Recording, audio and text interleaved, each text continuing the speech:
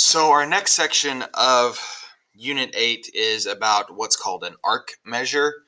And this is something that you probably kind of inherently know a little bit about just from general knowledge. One thing that always seems to pop up is how many degrees are in a circle. This seems to be a thing that people just know from just general knowledge growing up. But we all can kind of probably agree on that, we kind of know that there's 360 degrees in a circle, but we don't necessarily mathematically know what that means. And that's kind of my point today, is just to show you what that means and where we're actually working with it. So when we say that a circle has 360 degrees in it, what we're looking at is actually the angles at the center of a circle. So if I were to cut this circle up into a whole bunch of different slices and then measure the angles back here at the center. Now, if you look at just the angle, the vertex is the center of the circle, right? The vertex of the angle and the center of my circle are the same thing. If I were to cut this thing up, and it doesn't have to be in equal slices, it's just if I were to cut it up into some pieces and I were to look at each of these individual angles, right? They all have different measurements, so I'm going to mark them differently. What I'm trying to say here is that these four angles that I cut up here in the center, I'll mark that one different too. The four of those angles, when I add them up, are going to total 360 degrees. Okay, so if I cut it up into 10 equal pieces, each piece is 36 degrees. If I cut it up into 8, you're going to divide those 360 degrees up into how many angles we've got. Now, that's if they're all the same. So if they're not the same, what we're going to be looking at is how to find those. So there's a couple of things that we need to kind of review on, I guess.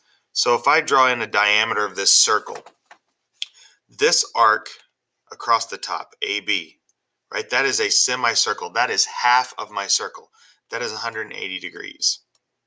Because this is a straight line in the center, that's 180 degrees also. I cut this up into two 90-degree angles. Each of these arcs is 90 degrees. So what I'm trying to say is this concept of an arc measurement is the same as the angle measurement at the center of the circle. So whatever angle this is here, this arc out on the edge has the exact same measurement. You should be able to flip back and forth between angle and arc pretty seamlessly.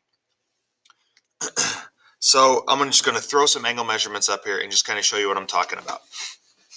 So this angle EGD, if it's say 30 degrees, that means that the arc out here is also 30 degrees. Back and forth right between the two.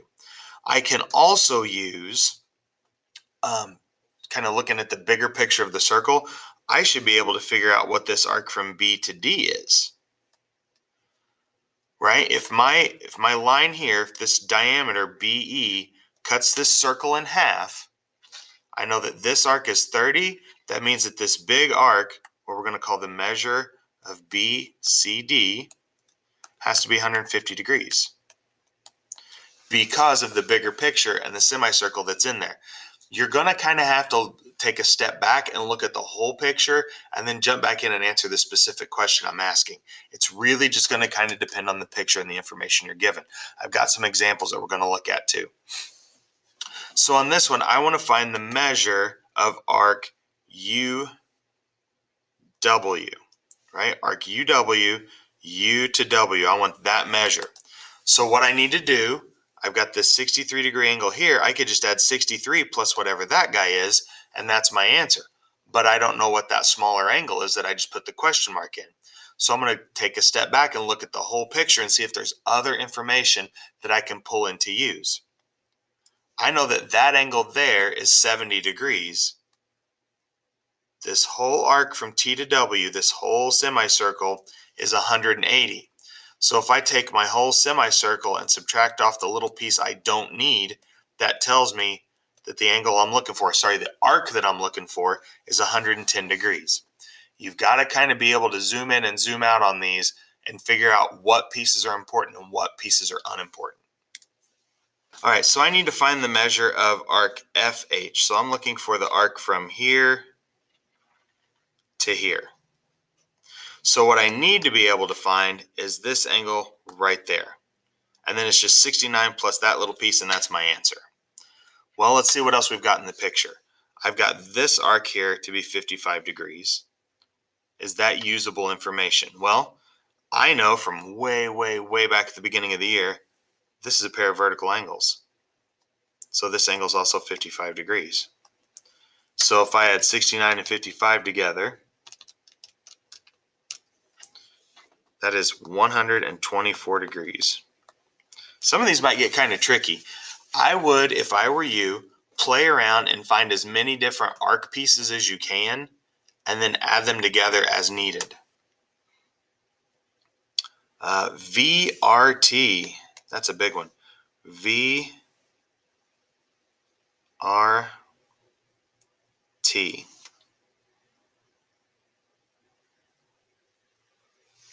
So let's see what we can find here. This angle is 64 degrees. I'm sorry. Yep, that angle is 64 degrees.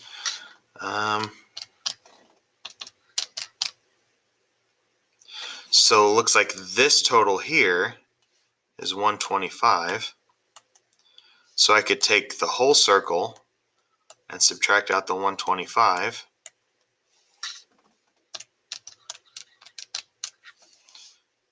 The arc I'm looking for is 235 degrees.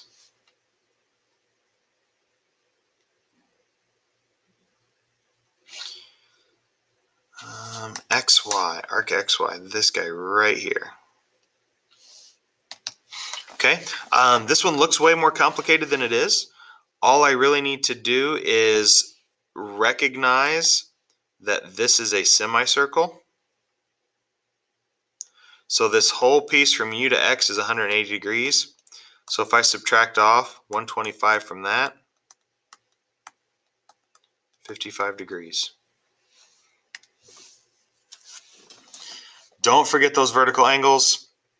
I'm probably going to post another video on this one. I think you guys might have some trouble with this one. Give it a shot though. Maybe I'm overthinking it.